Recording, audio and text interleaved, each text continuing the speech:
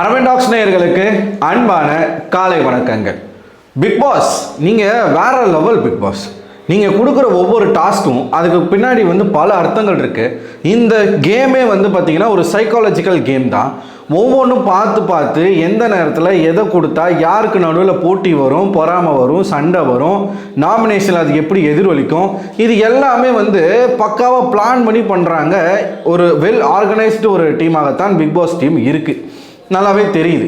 எதை வச்சு நான் அப்படி சொல்கிறேன் அப்படின்னு பார்த்தீங்கன்னா, இப்போ நடக்கக்கூடிய இந்த டாஸ்க், இந்த ப்ரோமோ நீங்கள் பார்த்துருந்தீங்க அப்படின்னா, வீட்டுக்குள்ளே ஒரு டாஸ்க் கொடுக்குறாங்க. அந்த டாஸ்க் லெட்டரை பார்வதி தான் படிக்கவும் செய்கிறாங்க. என்ன டாஸ்க் கொடுக்குறாங்க? இந்த வீட்டுக்குள்ளே இவர் தான்ப்பா எனக்கு காம்படிஷன், எனக்கு ஹெவியான காம்படிஷனாக இந்த நபரை தான் நான் பார்க்குறேன். இவர் என் லிஸ்ட்லேயே கிடையாது, இவர் ஒரு ஆளே கிடையாது, இவர் ஒரு காம்படிஷனே கிடையாது. டோட்டலாக சொல்லப்போனால் இவர் ஒரு வேஸ்ட் பீஸு, இவெல்லாம் எனக்கு ஒன்றுமே இல்லை அப்படின்னு நீங்கள் யாரை நினைக்கிறீங்க? இது எப்பயுமே கேட்குற ஒரு விஷயம் தான். ஹைலைட் என்ன அப்படின்னு பார்த்தீங்கன்னா, இந்த மேட்ரு நடந்து முடிஞ்சிட்ட பிறகு தான் நாமினேஷன் ப்ராசஸ் நடக்கும். அப்போது இந்த டாஸ்கில் யாருடைய பெயரை சொன்னாங்களோ அவங்க எல்லாருமே நாமினேஷனுக்கு வருவாங்க. புரியுதா? இப்போ உதாரணத்துக்கு கனி பேரை சாண்ட்ரா சொல்கிறாங்க அப்படின்னா, நாமினேஷனில் போயிட்டு அதே கனி சாண்ட்ராவை நாமினேட் பண்ணுவாங்க. இவ்வளவுதான் சிம்பிளான ஒரு விஷயம். இதை எல்லார் மண்டையிலையும் போடுறதுக்கு தான் இந்த டாஸ்க்கு. நாமினேஷனில் மேபி நிறைய பேர் வரணும். அதே மாதிரி நிறைய பேர் நாமினேஷனுக்கு வந்திருக்காங்க. யாரெல்லாம் நாமினேட் ஆகிருக்காங்க அப்படிங்கிறத அடுத்த வீடியோவில் நம்ம பேசுவோம். முதல்ல இந்த ப்ரோமோ பற்றி நம்ம பேசிடலாம். அதுக்கு முன்னாடி நம்ம சேனலுக்கு முதல் முறையாக வரீங்க அப்படின்னா மறக்காமல் சப்ஸ்கிரைப் பண்ணிக்கோங்க. வியூஸ் போகிற அளவுக்கு சப்ஸ்கிரைப் யாரும் பண்ண மாட்டீங்க. ஸோ சப்ஸ்கிரைப் பண்ணிங்கன்னா எனக்கும் அது கொஞ்சம் ஹெல்ப்ஃபுல்லாக இருக்கும். அண்ட் இந்த வீடியோவை லைக் பண்ணுங்கள், உங்கள் நண்பர்களுக்கும் ஷேர் பண்ணுங்கள். இப்போ வீடியோக்குள்ளே போகலாம்.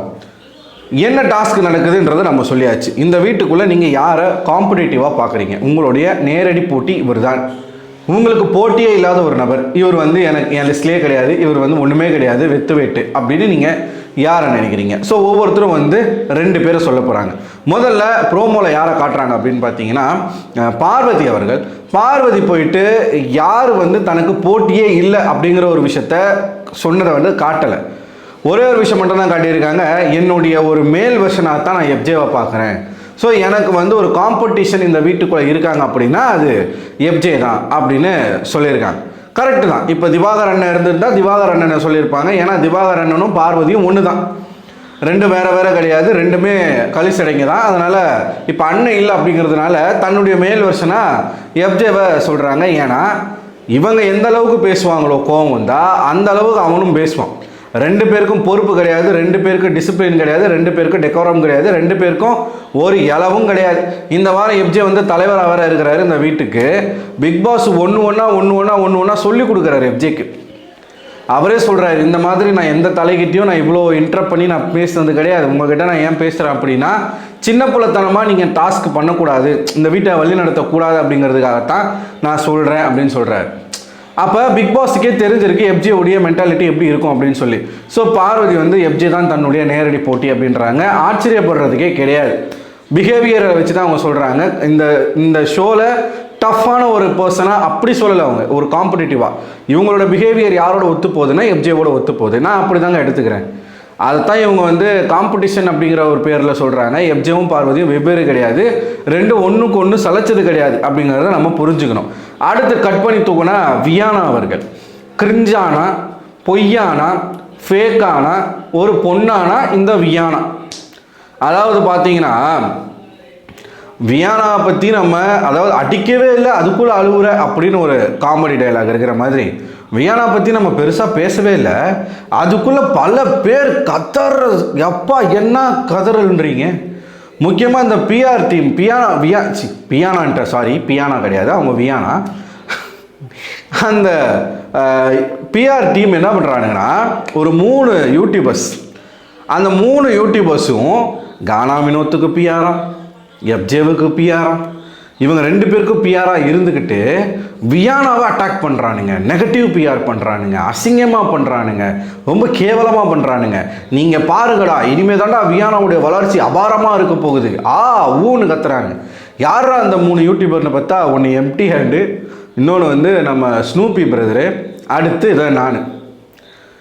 நான் எங்கடா கானா வினோத்துக்கு பிஆர் பண்ணேன்? நான் எப்படா அது எஃப்ஜேக்கு நான் எங்கடா பிஆர் பண்ணேன்? கானா வினோத்துக்கு சொன்னால் கூட பரவாயில்ல, அவர் நம்மளுடைய ஏரியாவை சார்ந்த ஒரு நபர்.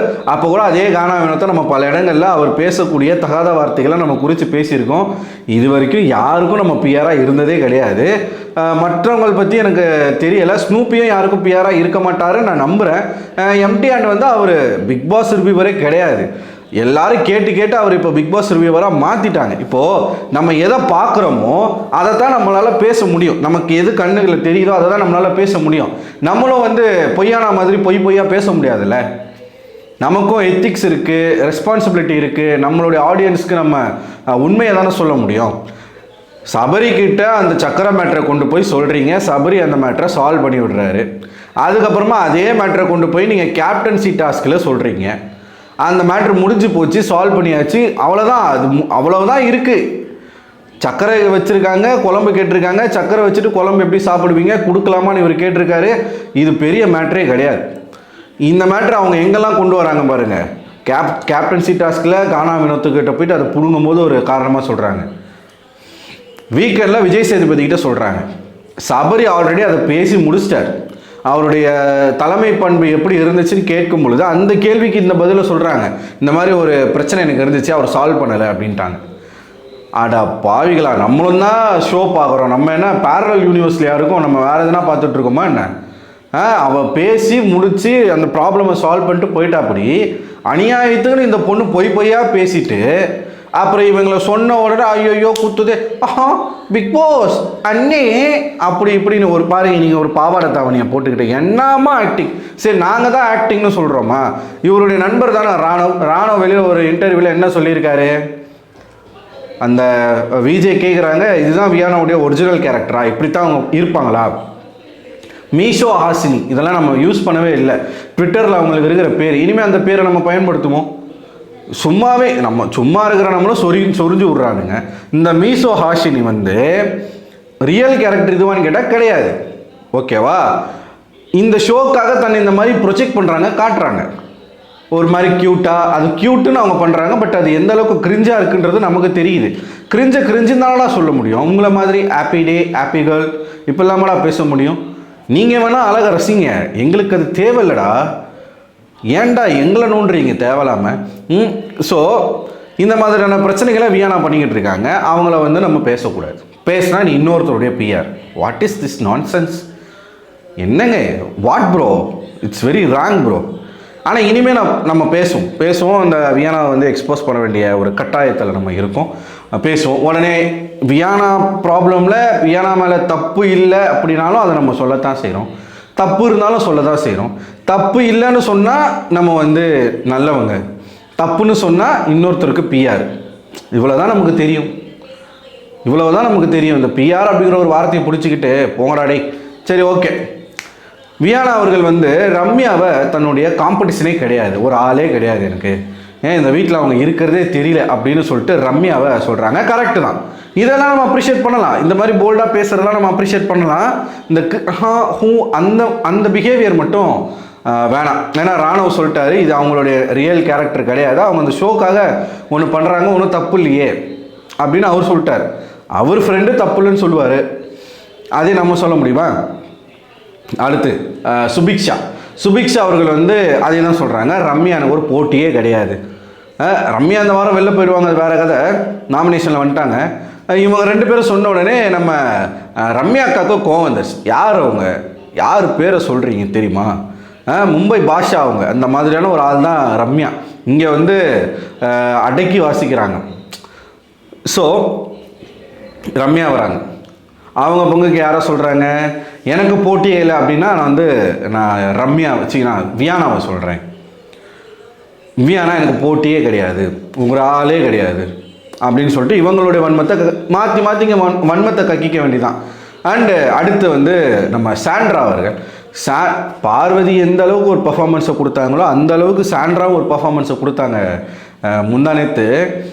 ஆனால் பார்வதி வந்து தெரிஞ்சிருச்சு, சாண்ட்ராவை பற்றி யாரும் பேசலை. நம்ம பேசுவோம், அதை வந்து இன்னொரு வீடியோவில் நம்ம பேசுவோம். அவங்க வந்து கனி அவர்களை சொல்கிறாங்க. கனி அவர்கள் சாட்டர்டே எபிசோட் முடிஞ்ச உடனே சாண்ட்ரா கிட்ட போய் ஒரு கேள்வி கேட்டிருப்பாங்க. அந்த கேள்விக்கு பதில் சொல்லாமல் சாண்ட்ரா ஓடி இருப்பாங்க. என்ன பதில் சொல்கிறதுன்னு தெரியாமல் ஓடி இருப்பாங்க. அந்த ஒரு இடத்துல இருந்து கனிக்கும் சாண்ட்ராவுக்கும் ஒரு போட்டி. சாண்ட்ரா என்ன சொல்கிறாங்கன்னா, கனி வெர்சஸ் சாண்ட்ரான்ற மாதிரி ஒரு கேமை இவங்க உருவாக்குறாங்க. ஸோ அவங்க எனக்கு ஒரு ஆளே கிடையாது அப்படின்னு சாண்ட்ரா அவர்கள் சொல்லிட்டு போயிருக்காங்க. இது வந்து வெடிக்கும்னு நினைக்கிறேன் இந்த வாரத்தில், பார்ப்போம். ஏன்னா போன வாரம் 2 பேருமே ஜட்ஜாக இருந்தாங்க. மொத்த பழியும் தூக்கி கனி மேலே போட்டிருந்தாங்க.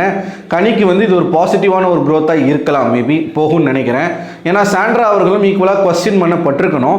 இது விஜய் சேதுபதியினுடைய ஒரு மிஸ்டேக்காக தான் நான் நினைக்கிறேன். ஒருவேளை அவர் பார்க்கலையா என்னன்னு தெரில. ஸோ இந்த டாஸ்க் இன்னும் கொஞ்சம் நேரத்தில் நடக்க போகுது.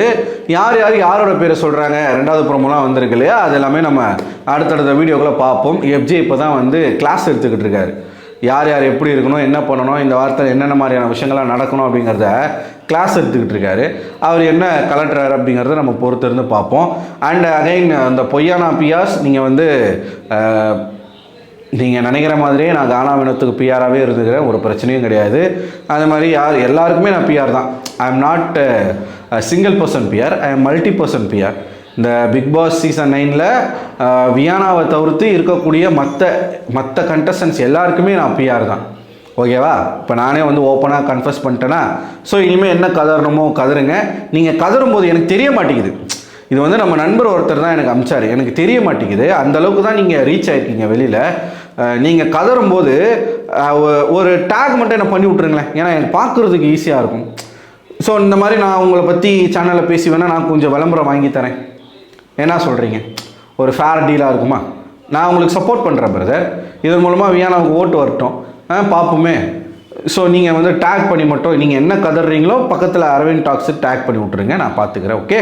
ஓகே மக்களாகிய நீங்கள் நம்மளோட செலிப்ரேஷன் வீடியோ பார்க்கல அப்படின்னா நான் என் கார்டில் கொடுக்குறேன், பார்த்துருங்க. ஸோ அடுத்த ஒரு வீடியோவில் உங்களை சந்திக்கிறேன். அதுவரை உங்களும் விடைபெறுவது நான் அரவிந்தன்.